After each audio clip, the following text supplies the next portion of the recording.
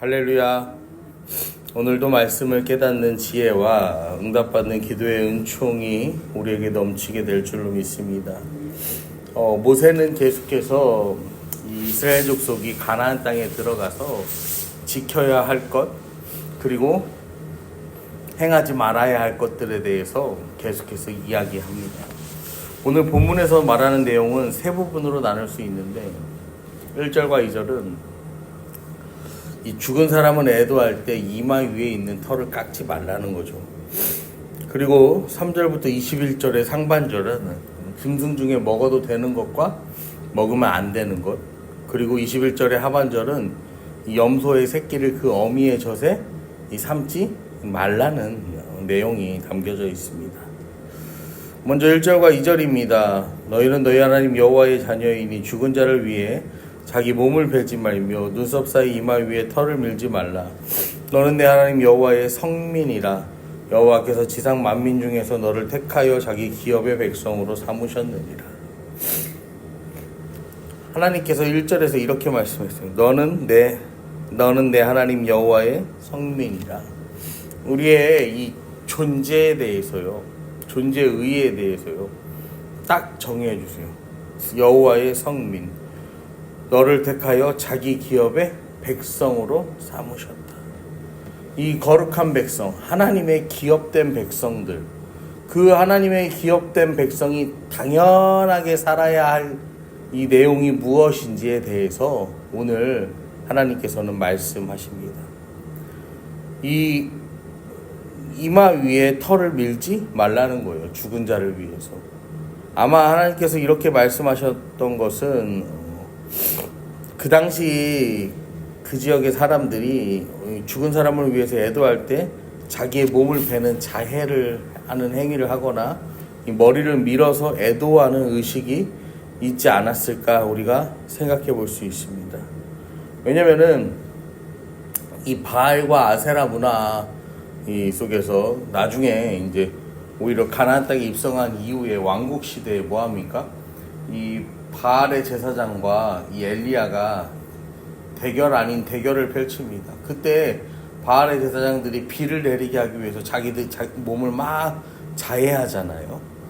그러니까 그런 것들을 좀 우리가 예로 볼 수가 있는데, 이것들을 행하지 말라, 이러한 행위를 하지 말라는 것은요, 그 땅에 잘못 생각하면은 그 땅의 문화와 관습, 그래서요 여기에 이스라엘 백성들이 어떻게 할 수 있는 거예요? 홀라당 넘어가 버릴 수 있는 거죠. 우리는 이렇게 애도한다, 우리는 이렇게 죽은 자를 위하여서 이 슬픔을 이렇게 함께 나눈다, 이런 이름으로요 우상을 숭배하고 그 사단의 계략에 빠져서요 뭐 하는 거예요? 이스라엘 백성들이 거기에 허우적거릴 수 있기 때문에 하나님께서는 진작에 그거를 경계하시면서 행하지 말아라 라고 명령하시는 거예요. 죽은 사람을 위해 슬퍼하는 것 자체를 금하시는 게 아니라 그 잘못된 방법을 하나님께서는 금하시는 거죠. 여러분, 오늘도 하나님께서는요 우리의 하나님 되어주세요. 우리의 아버지가 되어주십니다. 예수님께서는 우리에게 하나님을 아버지라고 부르라고 말씀하셨어요.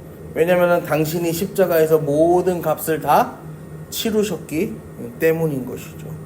오늘도 하나님의 은혜로 자녀된 우리는 하나님 자녀답게 그 합당한 삶의 자세를 가지고 살아가야 하는 이 천국 백성임을 다시 한번 기억하시기를 바랍니다.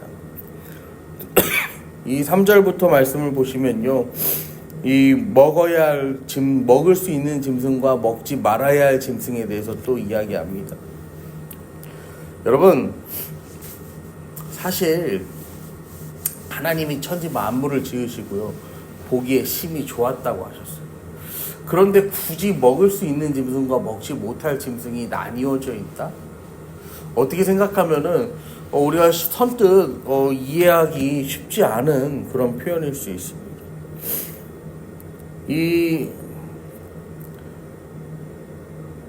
창세기 9장 3절을 보시면요, 모든 산 동물은 너희의 먹을 것이 될지라 채소같이 내가 이것을 다 너희에게 주노라. 하나님께서 노아의 홍수 이후에 그렇게 약속하셨거든요. 그런데 왜 또 하나님은 노아에게요, 그 방주에 태울 때는 정결한 짐승은 암수 7, 부정한 것은 암수 2씩만 데리고 방주에 들어가게 하시잖아요.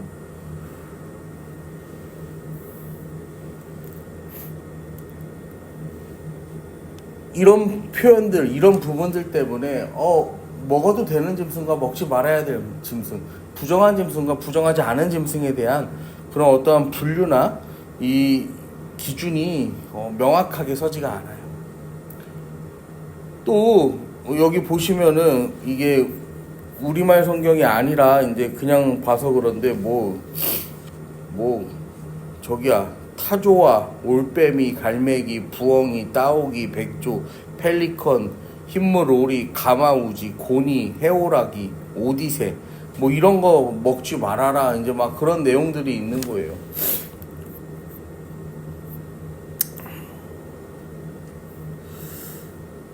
또 육지 짐승은 굽이 갈라져 쪽발이고 새김질을 하는지에 따라서 부정한 것, 부정하지 않은 것 그렇게 구분하고, 물고기는 지느러미와 비늘이 있는지에 따라 구분해요.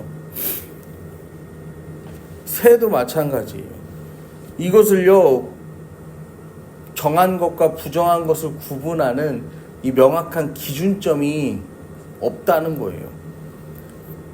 지금 이 시대의 어떤 이 생물학적, 의학적, 이 과학적 소견을 가지고 봐도 왜 이것들을 따로 분류하셨는지에 대해서는 우리가 명확하게 답을 내릴 수는 없어요.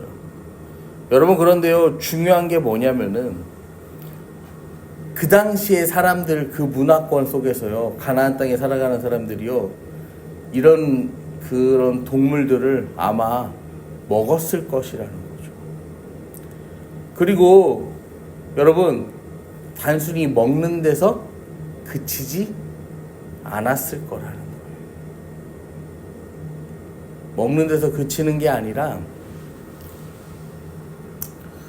그걸 가지고 아마 그런 동물들이 어떤 제사에 쓰이는 이 제물이 되지 않았을까? 그렇게 생각해 봅니다.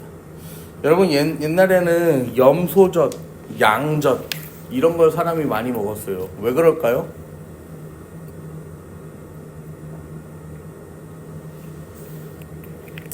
그런 젖을 많이 먹은 이유가 뭐냐면은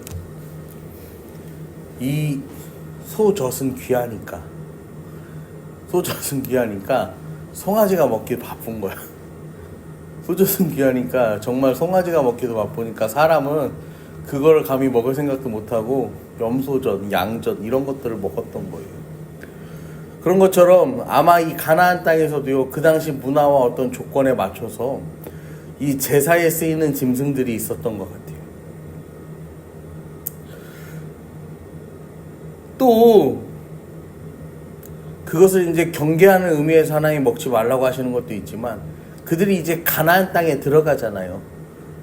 하나님이 약속하신 그 땅에 들어가는데 그 땅에서 빈번하게 먹는 그런 동물들, 짐승들 이런 것들을 먹지 않아도, 그런 물고기를 먹지 않아도 이스라엘 백성들이 삶을 영위하고 살아가는데 전혀 부족함이 없도록 이 살 수 있는 그 조건과 환경을 하나님께서 예비하시기 때문에 하나님께서 그것을 제한하시는 의미도 있는 거예요.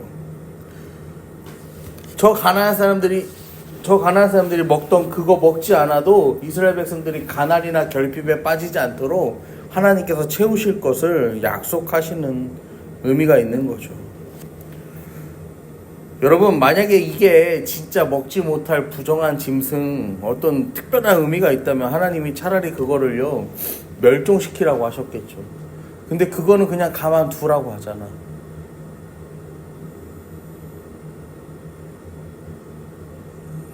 짐승에 부정하고 어떤 문제가 있는 게 아니라 그거를 먹지 말라는 데 있는 거예요.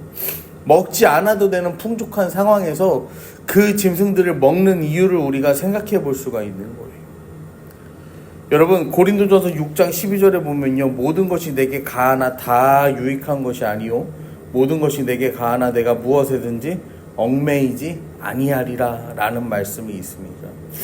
지금 이 시대는요, 우리가 원하는 것, 많은 것을 할 수 있는 시대에 살아가고 있어요. 그런데요, 원하는 것 다 한다고 해서 그게 다 선한 일은 아니다라는 거예요. 우리가 누리고 성취하는 일들 중에서요, 이 하나님으로부터 우리가 멀어지게 하는 일들이 생길 수 있을 수 있다라는 거죠. 그렇기 때문에 우리는요, 우리 삶 가운데 허락된 게요, 내 인생, 내 삶에 허락된 게 다 하나님의 은혜거든. 그러니까 내가 이거 다 누리면서 내가 다 살아도 돼. 여러분, 그게 아니라요, 하나님으로부터 멀어지게 하는 것과 세상으로부터 가까워지게 하는 것들을요, 우리는 분별할 수 있는 지혜가 필요하다라는 거예요.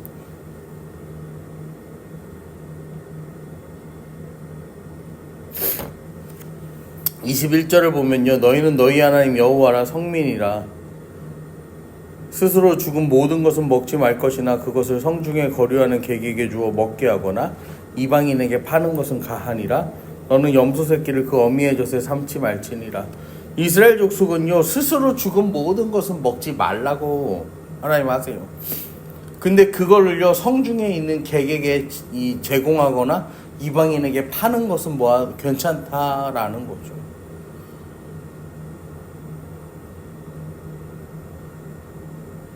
아마 나그네에게 음식으로 제공하거나 그걸 팔아서 유익을 구하는 것을 허락하신 거를 보면요, 그 음식, 그 동물 자체에 어떤 부정함이 있었기 때문에 하나님께서 그것을 금하신 것은 아니에요. 그 짐승, 그것으로 만든 그 음식, 이거는 괜찮아. 왜냐면은 그게 부정한 음식이고 부정한 일이면은 진짜 뭔가 잘못된 일이라면 하나님께서 파는 것조차도 금하셨겠죠. 하지만 하나님이 그렇게 하신 데는 다 이유가 있지 않을까요? 또한 이 염소 새끼를 어미의 젖에 삼지 못하게 하는 것도요, 그 당시 그 땅에 만연해 있던 어떤 이교도의 우상숭배의 의미가 담겨 있지 않을까 우리는 생각해 볼 수 있습니다.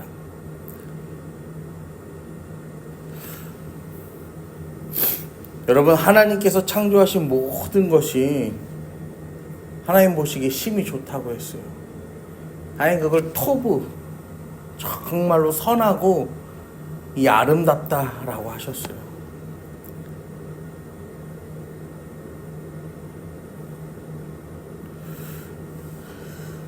그러니까 하나님이 만드신 그 짐승 자체, 여러분, 이게 정하고 부정하다기보다는 하나님이 그것을 금하실 수밖에 없게 만든 인간의 탐욕, 인간의 행위, 그런 것들이요, 그 짐승을 부정하게 만드는 그 수단이 되지 않았나 우리는 다시 한번 생각해 볼 수 있습니다. 오늘도 하나님께서 우리의 구원자가 되셨음을요, 여러분 기억하시기를 바랍니다. 하나님이 여러분들의 삶 가운데 허락하신 많은 것들이 있습니다. 여러분, 그 많은 것을요, 우리는요, 오늘도요, 분별할 수 있어야 합니다. 갈라디아서 5장 13절에 뭐라고 합니까? 형제들아, 너희가 자유를 위하여 부르심을 입었으나 그러나 그 자유로 육체의 기회를 삼지 말고 오직 사랑으로 서로 종노릇하라고 하였습니다. 여러분, 분별하면서 산다는 것은요, 이 자유를 육체의 기회로 삼는 것이 아니라 사랑의 기회로 삼는 거예요. 예수님께서는요, 이 땅 가운데 오셔서요, 아무런 조건이 없이 수없이 많은 사람들, 그리고 지금을 살아가는 우리까지도 사랑하셨고 구원하셨고 역사하십니다. 예수님께서 그렇게 하셨던 것처럼요, 오늘도 우리는 우리의 유익과 만족, 이 탐심을 위해서 살아가는 것이 아니라 주님의 마음을 품고 주님의 뜻을 이루어가는 거룩한 하나님 나라의 백성들 되기를, 거룩한 성민들 되기를 이 시간 간절히 축원합니다.